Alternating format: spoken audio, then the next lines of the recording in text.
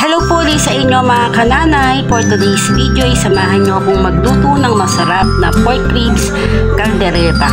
Grabe, napakasarap nito at sigurado kung magugustuhan na naman ito ng inyong pamilya. At dahil sarsa pa lang ay sigurado kung mapaparami na naman kayo ng kain dito. At sigurado kung masisira na naman ang inyong diet. So tara, samahan nyo akong magluto ng masarap na pork ribs caldereta. So una, gigisa lang natin itong ating bawang.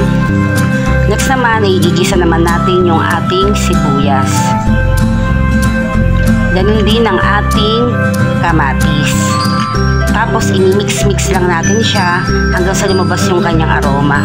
At kapag okay na, ilalagay na natin yung ating pork. Tapos pababayaan lang natin na magisa ng magisa yung ating baboy. Inilagay ko na rin pala dyan yung ating ribs, hindi ko lang naipakita sa ating video. At syempre habang nagigisa tayo ay mag-i-emote tayo dyan. Tinimplahan ko na rin yan ng konting paminta, naglagay rin ako ng konting patis.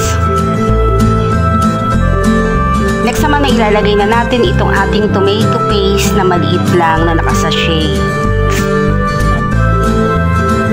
Tuloy-tuloy lang natin yung ating pag-mix dito. Ngayon naman ay ilalagay na natin yung ating kakanggata. Tapos lulutuin lang natin siya ng mga 30 minutes. After 30 minutes at malambot na yung ating pork at yung ating ribs, ay ilalagay na rin natin yung ating carrots at patatas. At isusunod na din natin ilagay yung ating bell pepper. At hihintayin lang natin na lumambot ang ating carrots at patatas. At pakukuluin lang natin siya ng another 20 minutes.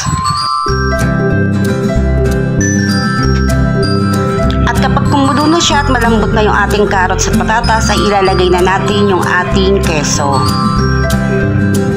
Ang sarap nito mga kananay, kaya kung mag-iisip ka pa ng ulam idea for today's video, ay ganitong luto ang gawin mo, ang pork ribs caldereta. Tapos halu-haluin lang uli natin siya. At heto na po ang ating masarap na pork ribs caldereta.